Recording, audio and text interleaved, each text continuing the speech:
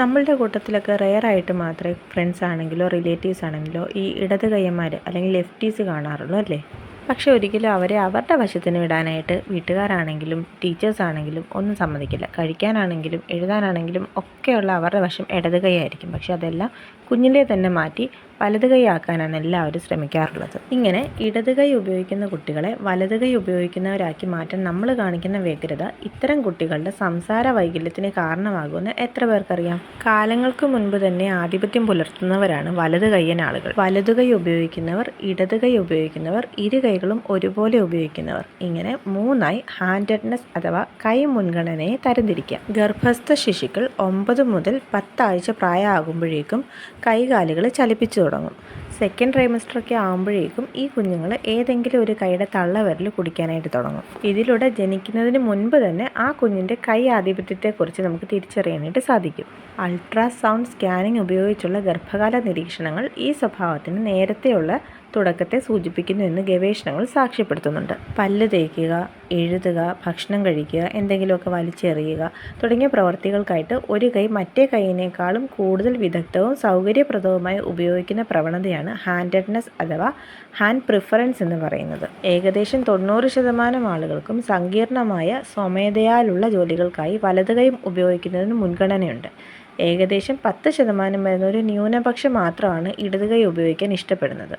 ഏകദേശം 1% വരുന്ന ഒരു ചെറിയ ഗ്രൂപ്പിന് വ്യക്തമായ മുൻഗണനയില്ല. അവരെ ആംബിഡെക്ട്രസ് എന്ന് വിളിക്കാം. ഒരു കുട്ടി പ്രത്യേകിച്ച് ഭക്ഷണം കഴിക്കാനും എഴുതാനും ഒക്കെ ഇടത് കൈ ഉപയോഗിക്കുന്നത് കാണുമ്പോൾ നമ്മുടെ സൊസൈറ്റി പ്രതികരിക്കുകയും അതിനെ ഉടൻ തന്നെ മാറ്റി വലത് കൈയാക്കാനായിട്ട് നിർബന്ധിക്കുകയും ചെയ്യും. എന്നാൽ ഇങ്ങനെ ചെയ്യുമ്പോൾ ആ കുട്ടിക്ക് ഉണ്ടാകുന്ന മാനസിക ബുദ്ധിമുട്ടുകളും ആശയക്കുഴപ്പങ്ങളും ഒക്കെ ആരും അറിയാൻ ശ്രമിക്കാറില്ല. നമ്മുടെ എല്ലാം ശരീരത്തിൻ്റെ ഓരോരോ പ്രവർത്തനങ്ങളെ തലച്ചോറിൻ്റെ ഓരോരോ ഭാഗങ്ങളാണ് നിയന്ത്രിക്കുന്നത്.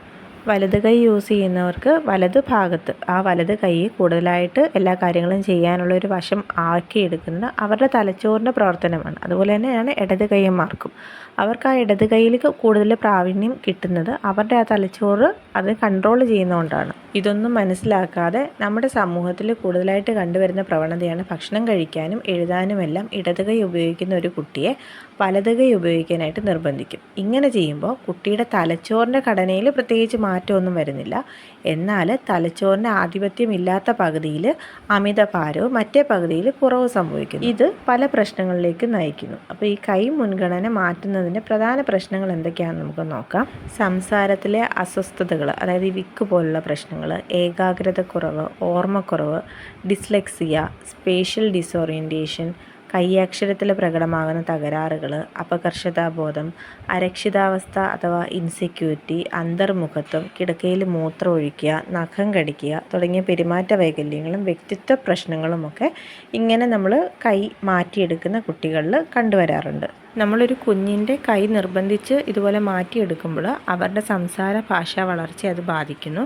കുഞ്ഞുപയോഗിക്കുന്ന ഇടത്തെ കൈ നിർബന്ധിച്ച് വലത്തെ കൈയിലേക്ക് മാറ്റുമ്പോൾ കുഞ്ഞിൻ്റെ സംസാരത്തിൽ പല ബുദ്ധിമുട്ടുകളും കാണിക്കും.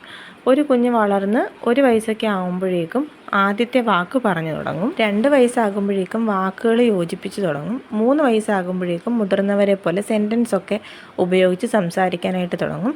മുൻപ് പറഞ്ഞ പോലെ ഒരു കുട്ടി ജനിച്ച് 2 വർഷത്തിനുള്ളിൽ കൈ മുൻഗണന തീരുമാനമാകും. എന്നാൽ 3 വയസ്സ് വരെ ഇതിൽ വ്യത്യാസം ഉണ്ടാകാം. ഈ പ്രായത്തിൽ അവരെ നിർബന്ധിച്ച് അവരുടെ കൈ മുൻഗണനയിൽ വ്യത്യാസം വരുത്തിയാൽ അത് അവരുടെ സംസാര ഭാഷാ വളർച്ചയെ തന്നെ ബാധിക്കും. കുട്ടികളിൽ കാണുന്ന ഒരു സാധാരണ സംസാര പ്രശ്നമാണ് വിക്ക്.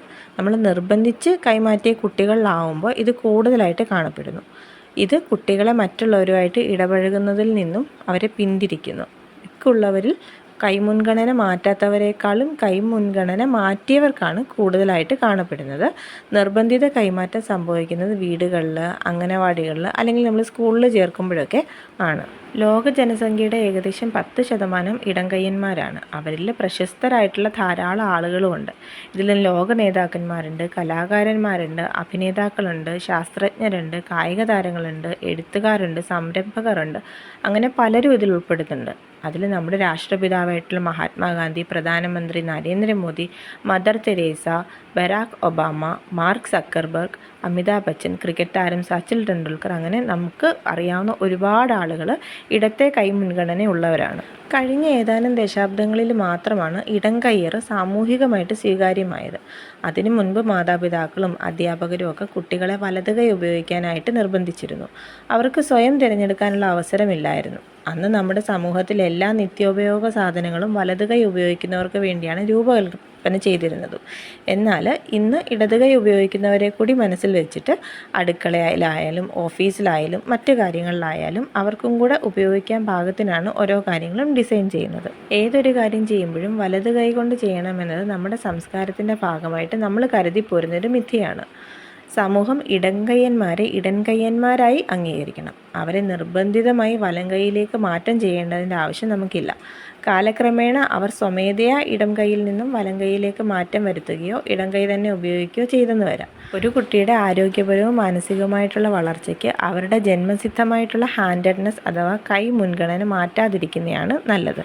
ഇനി ഇതൊക്കെ ഒന്ന് മനസ്സിലാക്കിയിട്ട് ഇപ്പം നമുക്കുണ്ടാവുന്ന കുട്ടികളെ ആണെങ്കിലും അല്ലെങ്കിൽ നമ്മൾ പഠിപ്പിക്കുന്ന കുട്ടികളെ ആണെങ്കിലും നമുക്കറിയുന്നവരെയൊക്കെ ആണെങ്കിലും ഇപ്പം ഇടത് കൈയാണ് അവരുടെ വശം എന്നുണ്ടെങ്കിൽ അയ്യോ അത് മാറ്റി അത് വലത് കൈ ആക്കി പഠിപ്പിക്കണം എന്നൊക്കെ പറഞ്ഞ് അത് മാറ്റാനായിട്ട് ശ്രമിക്കാതിരിക്കുക. അവർ ഇടത് കൈയന്മാരാണെങ്കിൽ ഇടത് കൈയന്മാരായിട്ട് തന്നെ അവർ മുന്നോട്ട് പോട്ടെ. അതാണ് അവരുടെ ഭാവിക്കും നല്ലത്.